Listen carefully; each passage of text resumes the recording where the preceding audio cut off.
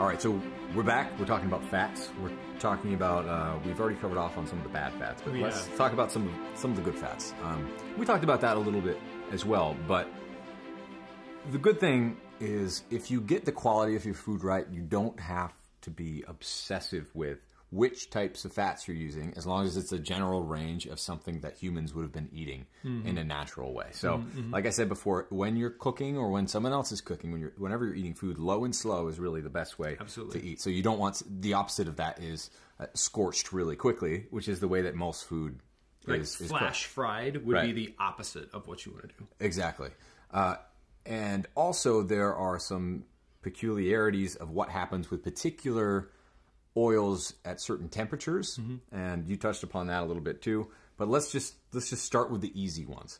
We've been eating butter for a really, really long time, and it actually turns out that butter is, I dislike this word, superfood, but it contains a lot of the qualities when it's from grass-fed cows during the season that they eat the most grass, the most nutritious grass, which is usually the spring.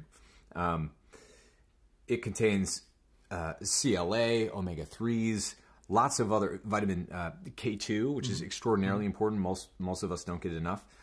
Butter is a great option for cooking for most people. But if you have problems with dairy, you can use ghee, which is essentially taking the milk solids out of the butter, or you can move on to something like animal fats.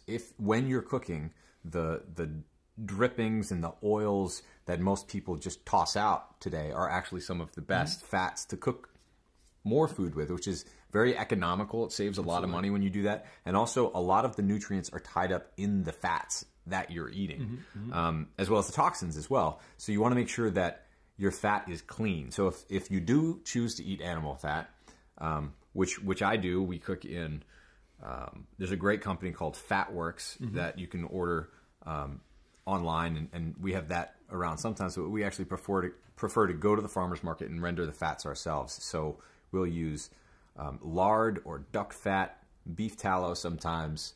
As long as it's an animal that was healthy, it doesn't really matter what fat you choose.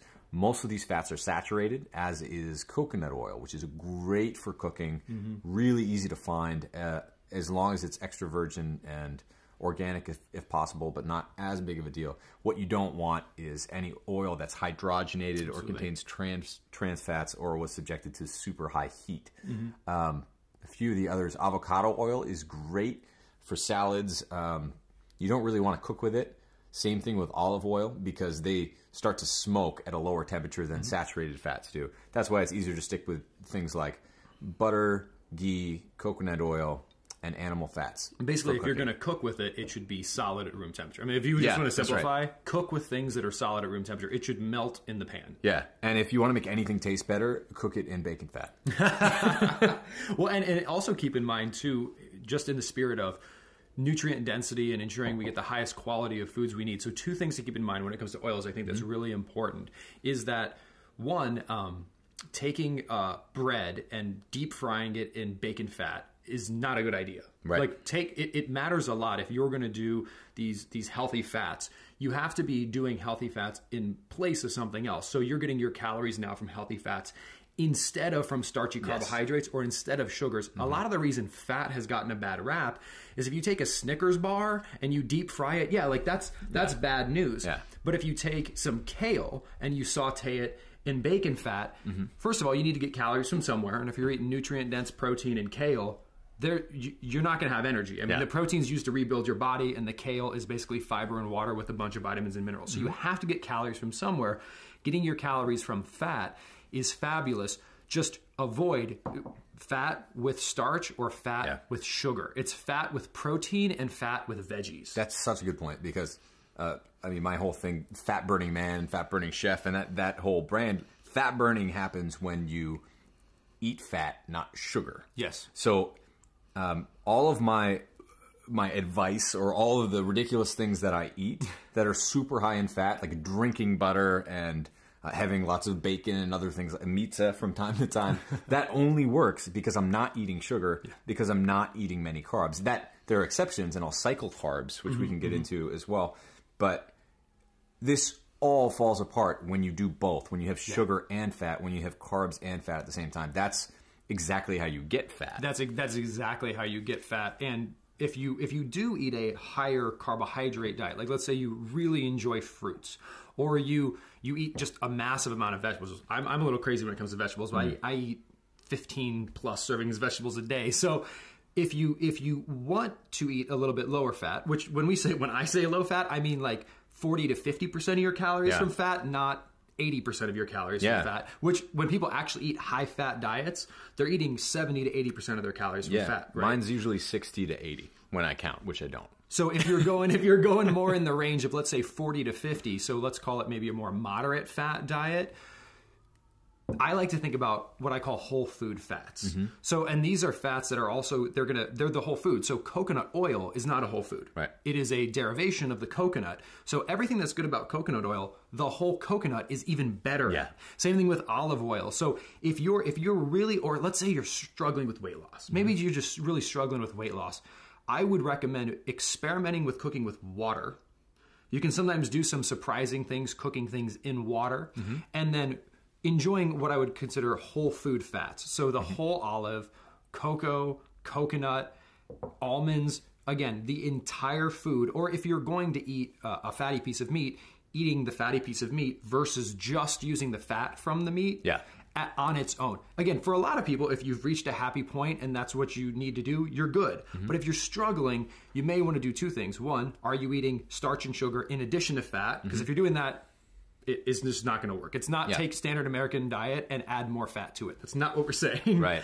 We're saying fat in place of sugar and starch. And then, if at all possible, make sure you're also eating some great whole food fats, not just getting your fat from refined whole foods, aka oils. Let's talk about whole foods a little bit before we get to calories themselves. An interesting thing happens when you deconstruct a food. When you take, for example, a coconut and you turn it into coconut flour and coconut oil and MCTs and coconut cream and all this other stuff. Every time you take a food a step away from what it used to be as a whole food, generally it's a little less satisfying. I find that, if you're eating coconut flour, I think is a great example. I can eat a lot of coconut flour if that's used in, we'll use it for cakes and breads, and they're all paleo, gluten-free. But you can eat a lot more of it. Same is true if you eat just egg whites, if you eat just certain pieces of whatever that is. If it's just the pulp of an apple as opposed to the whole apple, you're not getting all the fiber. And so a great strategy, especially when you're starting off with this, is to eat the whole food. Absolutely. And always stick to it if you want to lose a few pounds, which happens to all of us, like our weight fluctuates. And if you find that you're just hungry all the time, which doesn't really happen when you clean up your diet, but say you're traveling or whatever, if you stick to the whole foods, it's amazing what you can get away with. It's amazing how much your body, if you're eating nutrient-dense foods, doesn't really ask you to keep eating anymore. But when you're eating, so what you find if you go to McDonald's or most taco places or what have you, is that you're eating, I think Michael Pollan and a few other people pointed this out, it's generally those foods are like 60 to 70% corn. Just, Absolutely. There's corn oil, there's corn itself, there's high fructose corn syrup, and all of these things are dramatically, they're so different from corn that it's not even close to being recognizable as corn. Corn is just the raw material that is very inexpensive that can be turned. I mean, to be clear, fuel for your car can be created from corn. You do enough chemistry with almost anything. It's basically alchemy. It's nutritional alchemy. You're taking one substance, lead, and you're turning it into gold. Except in this case, it's taking gold and turning it into lead, meaning it's taking something that's healthy and making it very unhealthy, which of course is bad news. Yeah. So I think we're probably good with fats. It'll come up a little bit more, I'm sure. And able to the whole food package. I love what you said about them being more satisfying, because what you find when you eat a whole food, take for example a olive versus olive oil. A whole olive is going to have fiber in it. It's also, most food that isn't oil is by and large water. We don't actually realize that, but if you go, it's even like a pork chop is 70% water. by weight. Like the weight of that pork chop is coming from water. So you're gonna get your some protein in there, you're gonna get fiber, you're gonna have some water. The water and fiber work together to actually fill your stomach up. Yeah. Part of what makes you feel full is an actual stretch in your gastrointestinal system. So that's why, for example, eating a teeny tiny piece of chocolate, while it might be very satisfying, won't fill you up. And you can eat a salad and feel full, but not feel satisfied, because there's two elements to satiety and fullness. One is fill your stomach up. Water and fiber and protein are a great way to do that. And then you need to get that sense of satiety, or you need to get your actual gut to send satiety signals to your brain. And fat and protein are great ways to do that. So you think water, fiber, protein, and fat.